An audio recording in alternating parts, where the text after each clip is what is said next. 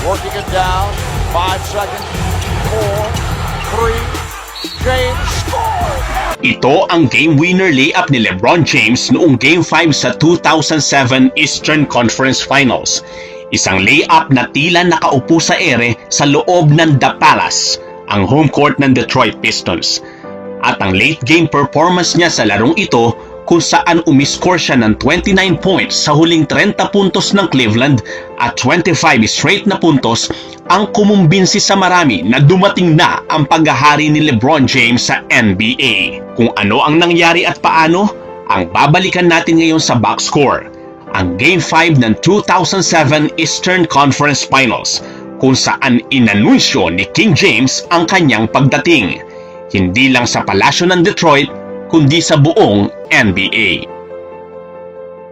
Taong 2007, mayroon ng Rookie of the Year, 3-time All-NBA Team, 3-time All-Star at 1-time All-Star Game MVP ang naka-engrave sa resume ng isang 22-year-old LeBron James.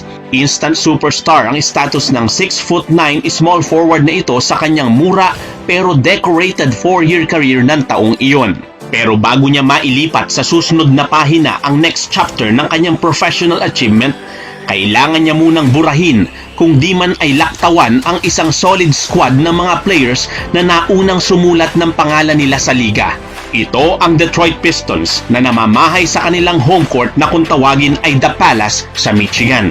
Madiin ang pagkakasulat nila ng kanilang pangalan sa NBA nang tuldukan nila at tapusin na ang dynasty ng Kobe-Shaq duo at LA Lakers taong 2004. Ang lagpasan ng astig na grupo ng Pistons ay hindi madali para sa first overall pick ng 2003 NBA Draft. In fact, sa panimulang pagsulat ng kanilang rivalry noong 2005-2006 season, 3 wins to 1 loss ang kartada ng Detroit sa kanya. Noong 2006-2007 regular season naman, 3-1 pa rin ang latag ng Pistons kay LeBron. Nag-average lang si James ng 22.8 points sa 6 na beses niyang pagkabigo sa 2 sunod na regular season. Laylay na laylay ito sa kanyang point average na 29.3 points per game ng 2 season na iyon. Sa makatwid, ang Detroit Pistons ang naglalagay ng kuwit para hindi magtuloy-tuloy ang pagsulat ni James sa kanyang legacy. Kahit na i-trade na ang malahalimaw na defender na si Ben Wallace ng Detroit, ang grupo ay binubuo pa rin noon ni na 5-time All-Star at 2-time All-Defensive Team member Chauncey Billups, 3-time All-Star Rip Hamilton, 3-time All-Star Rasheed Wallace, at 4-time NBA All-Defensive Team member Tayshaun Prince. Kaya hindi nakakapagtaka na tuwing maghaharap ang Cleveland at Detroit ay mas kumukutitap ang pinagsama-samang kinang ng 4 na bituin kaysa sa tala ni LeBron James. Sa 2006 playoffs nang unang mag-cruise ang landas nila sa postseason, yumuko si LeBron sa 7-game series. Talagang nangangagat ang depensa ng number 5 best defensive team at balanse ito sa kanilang opensa bilang number 4 best offensive team taong 2006. Sa pagpasok ng 2006-2007 season, tumatakbo na ang grupo sa isip ni LeBron at lalo pa silang naglikot sa gunita ni James ng 3 beses nilang talunin ng Cleveland sa regular season. At eto ngayon, nagtagpo na naman ang number 1 seed sa East na Detroit versus ang number 2 seed ng East na Cleveland. Sa yugtong ito, noong 2007 Eastern Conference Finals. Isang commanding 2-0 series lead ang pinaarangkada ng Detroit, kaya nagbalik sa gunita ni LeBron ang ilang beses na bangungot na inialay sa kanya ng Pistons. Naitabla naman ng Cavs ang serye nang umuwi sila sa Cleveland. Ngayon, para sa Game 5, babalik ang serye sa The Palace. Ito ang magiging turning point ng series. Magbubukas ba ng pinto para sa unang conference championship ng Cleveland? O ang magiging pangatlo ng Detroit sa 4 na season? It turned out, ito pala ang magiging isa sa mga defining moment ng career ni LeBron. Napanatili ng Cleveland sa striking distance ang kanilang team hanggang sa first 3.5 quarters. Si LeBron ay nasa kanyang normal na sarili na umi-score kapag kailangan at nagdi-distribute ng bola sa kanyang mga teammates. Midway ng 4th quarter, parang switch ng ilaw na sinindihan ni LeBron ang kanyang kinang. Isang 17-foot jumper na nagbigay ng 81-78 lead para sa Cavs. Sa huling 17 minutes and 48 seconds, si LeBron ang nag-iisang Cavalier na nakagawa ng field goal. na stand ang crowd sa The Palace. Para silang nananaginip sa makalaglag pangang performance ni Lebron, dumating na ang kanilang kinakatakutan. Ang moment na mag-aanunsyo sa pagdating ng isang Akron, Ohio native na tinatawag na King James. Jumpers.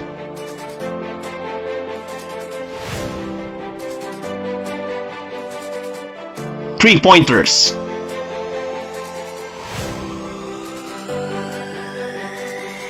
And one layup. Barrage ng mga offensive attacks na nagpabuntong hininga sa mahigit 22,000 na crowd.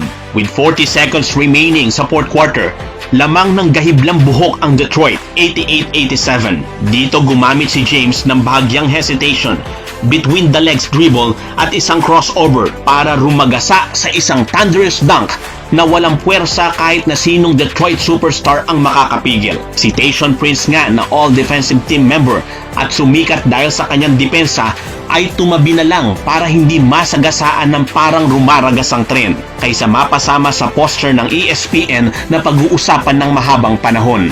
Pero sa loob ng The Palace, may paniniwala na no one man could beat the Pistons. Sila ang equivalent ng San Antonio Spurs sa Eastern Conference pagdating sa willingness na maglaro ng team basketball. Dito ibinuslo ni Chauncey Billups ang isang 3-point shot para muling ibigay sa Pistons ang lamang 91-89. Pero bago pa man sila malunod ng kanilang paniniwala na no one-man explosion ang makakatalo sa kanila, isa na namang dunk ang pinakawalan ni Lebron na nagpuwersa sa overtime. Umabot sa double overtime ang intense na laban na ito. Nantabla na ang laro sa huling 1 minute and 15 seconds ng second overtime. Hawak ni James ang bola. Sumugod si Lebron towards the rim. Tinahi ang impending double team at umupo sa ere para sa kanyang game-winning layup.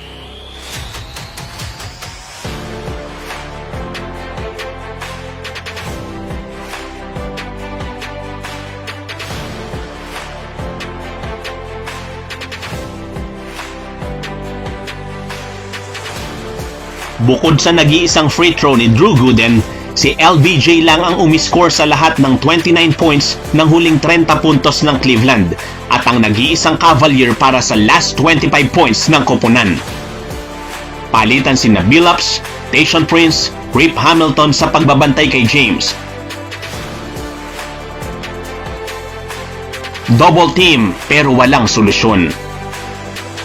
Nagtapos si Lebron with 48 points, 9 rebounds, 7 assists at 2 steals. Ito ang defining moment sa pagdating ni King James. Kahit na natalo sila sa Spurs sa championship, walang pagdududa maging sa mga media reporters na noong larong iyon sa Game 5, the King has arrived. Nang muling magtagpo ang kanilang landas noong 2009 playoffs sa first round, alam na ni Lebron ang solusyon sa Detroit. 4-0 ang naging serye at wala nang nakitang lunas ang Pistons kay James hanggang sa tuluyan nang nalusaw ang core group ng dating 2004 NBA champions. Kung paanong ang Detroit Pistons ang naging roadblock ni Michael Jordan bago dumating ang kanyang time sa NBA, Detroit Pistons din ang kailangang pagdaanan ni LeBron James bago mahubog ang kanyang status bilang King James. Pero nang matuldukan niya ito sa Game 5 na iyon ng Pistons, dumating na ang panahon para simulan naman niya ang pagsasatitik ng kanyang legacy na hindi pa rin natatapos ang pagsulat hanggang sa ngayon. To wrap up ay nagpapasalamat tayong muli sa lahat ng ating taga-subaybay sa ating channel. Maraming salamat po sa inyong walang sawang pagtangkilik. Sana ay di magmaliw ang inyong suporta. Hanggang sa susunod nating video, ito ang Box Score.